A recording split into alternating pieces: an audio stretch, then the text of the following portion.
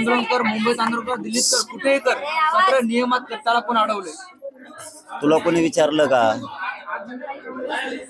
तू आम्हाला शिकवायची गरज आहे का? लोकशाही, संविधान, कायदा तू शिकवायची गरज नाही आम्हाला.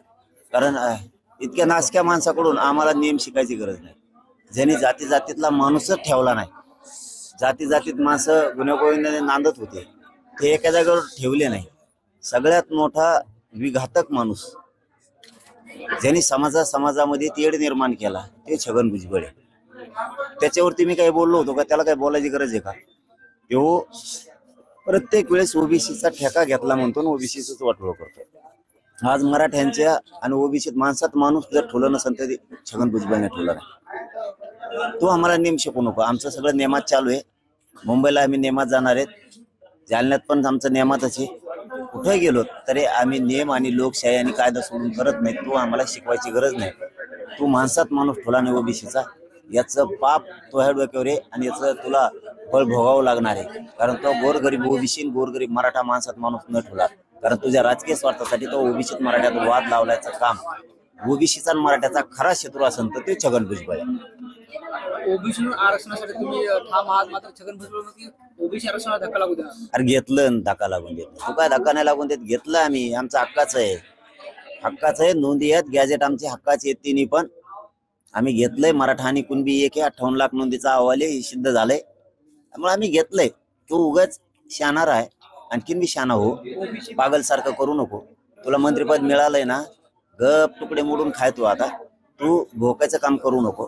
तुझ्यामुळं देवेंद्र फडणवीस पुन्हा अडचणीत येईल आणि तिन्ही पक्षाची सत्ता तुझ्या एकट्यामुळे पुन्हा अडचणीत येईल. तू आपलं नीट राह, दुसऱ्याला शिकवू नको. तुझं भागलंय आता, तू त्या पद्धतीने चालू दे. ओबीसी समाजामध्ये घुसण्याचा प्रयत्न केला तर ते आम्ही सहन करणार नाही असा इशारा छगन भुजबळ. आता त्याला काही डोकं आहे का नाही? कशाला मंत्री केले त्याला? अजितदादांनी काही कळतच नाही. अरे मराठ्याच्या नोंदी सापडल्या, मराठी ओबीसीत जाणार आहेत.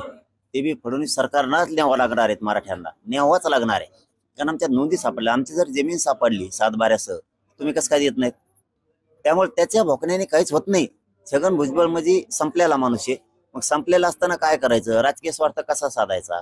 तर मग तो मराठ्यात आणि ओबीसीत माणसात माणूस ठेवायचा नाही, वाद लावायचं, हे त्याचं काम आहे. आणि सगळ्या ओबीसीने ओळखलंय. त्यांनी एकदा बोलून दाखवलेलं आहे. त्यांनी स्वतः एकदा की ओबीसी कुठल्या तरी सभा होती, त्याची सभेला लोकच नाही आले आणि नुसते खुर्च्याच मोकळ्या होत्या. तेव्हा मला तुम्हाला येता सुद्धा येत नाही. कारण लोकांनी ओबीसीने ओळखलं हे मराठ्याचे आणि ओबीसीचे विनाकारण वाद लावतोय, नाराजा पसरतोय, एकमेकाच्या दुश्मन्या करतोय आणि याचा राजकीय स्वार्थ साधतोय. आता मंत्रिपदासाठी ओबीसी म्हणतो आणि एकदा मंत्रिपद मिळालं की ही ते ओबीसीच्या बाजून बोलतच नाही. त्यामुळे ते लोकांच्या लक्षात आलं ओबीसीच्या. ओबीसी आणि मराठा गावखेड्यात एक राहणार आहे. माझं नांदेड नगरीतून महाराष्ट्रातल्या मराठ्याला आव्हान आहे. ओबीसी मराठ्यात यांनी या 4-5 जणांनी ज्यांनी ठेका घेतलाय देवेंद्र फडणवीसांचं ऐकून, ह्या भुजबळ सर यांचं ऐकून ओबीसी मराठ्यात अजिबात वाद करायचा नाही. आपण दोघांनी एकमेकाच्या अंगावर जायचं नाही. ओबीसी बांधवांनाही सांगतो, तुम्ही विरोध केला तरी आम्ही आरक्षणात जाणार आहेत, नाही केला तरी जाणार आहेत. त्याचं कारण आमच्या नोंदी आहेत आणि आमच्या लेकराबाळाचं वाटोळं व्हावं असं एकाही ओबीसीला वाटत नाही.